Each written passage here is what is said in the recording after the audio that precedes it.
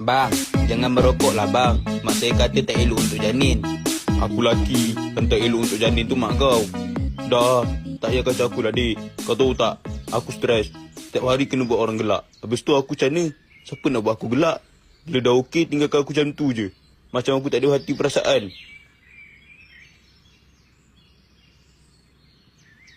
Aduh bang, janganlah broken macam ni. Geli saya tengok.